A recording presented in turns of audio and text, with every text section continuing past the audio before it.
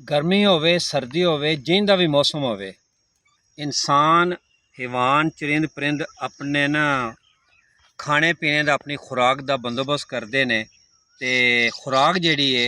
ये हर इंसान की हैवान की परिंदों की जरूरत है। यह साडी तुसी स्क्रीन ते वेखो कि यह बगले जिहड़े ने ना ये परिंदे जिहड़े ने बड़े खूबसूरत एक पट्ठियां विच जमीन विच पानी लगे है ते इहदे विच जिहड़ा ना ये कीड़े खांदे पे ने ते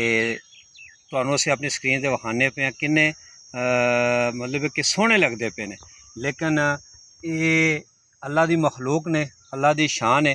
कि शिकर दोपहरे इसलिए शिकर दोपहर सूरज बड़ा साढ़े सिर ते बड़ा गर्म है, लू चलती पई है, तपश है ते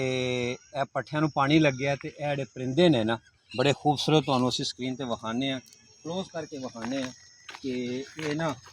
ये कीड़े सुनिया कि ये कीड़े खांदे ने ते ये इन्हां दी खुराक है ते ये शाम तो पहले पहले ये जेहड़े परिंदे ने ना ये खूबसूरत बगले जेहड़े ने ये अपने घरां नूं टुर जांदे ने, उड़ जांदे ने तकरीबन जे डिगर तो बाद शाम तो पहले ते दोपहर के टाइम ते जिस तरह तुहानूं असीं विखाने पे हैं कि जेहड़े ने ना इस तरह जिथे पानी लग्या होवे पट्ठे होवन उत्थे जनाब ये ना पानी भी पींदे ने ते ये अपनी खुराक तलाश करते हैं ते ये मैं गुजरदा पिया सा सड़क के किनारे ते जिसे मेरी इधर नज़र पई तो मैं आख्या क्यों ना मैं इन्हां बगलियां दे मतलब परिंदे दे मतलब जेहड़े अपने इस गर्मी विच अपनी जिहड़ी है ना खुराक दी तलाश विच ने ते बड़े सोहने लगदे ने। तुसीं अगर इन्हां नूं करीब तो विखाओ कि बगला जिहड़ा है इन्हां देखो किन्नी इहदी लम्मी गर्दन है, चुंझ है ते वाइट सफ़ेद रंग दे इहदे पर ने। साडे कैमरामैन तुहानूं स्क्रीन ते विखावन दे ये किन्ने परिंदे ने ते इन्हां दा जेहड़ा ना विच एड़ा मेहंदी रंग कह लो या ऑरेंज रंग कह लो ते लम्मियां इन्हां दियां लत्तां ने। इन्हां दे करीब तो विखाओ जी इस परिंदे नूं कि इहदे जेहड़े ना पैर वेखो, ए वेखो गर्मी च उहदी गर्दन जिहड़ी ओह जिन्हें मूँह अड्डे है, गर्मी भी लगती पई है लेकिन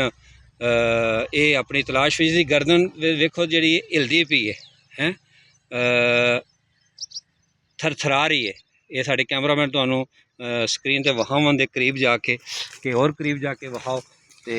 ये जानवर किन्ना खूबसूरत है, सुरख रंग दी चूंझ है, उड़दा भी पिया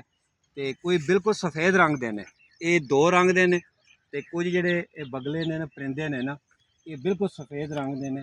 ते इन्हां दे नाल तुसीं अगे तुहानूं असीं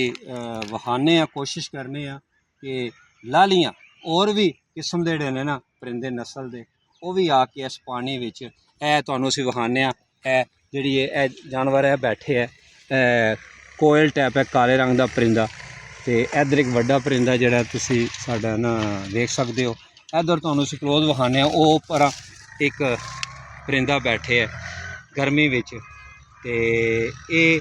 अपनी खुराक की तलाश विच ने। अल्लाह रोज़ी देन वाला है ते मैं महसूस किया ते मैं आख्या मैं अपने फॉलोवर दे नाल वीलाग दे नाल फॉलोवर दे नाल अपनी फीलिंग ऑब्जरवेशन शेयर करा।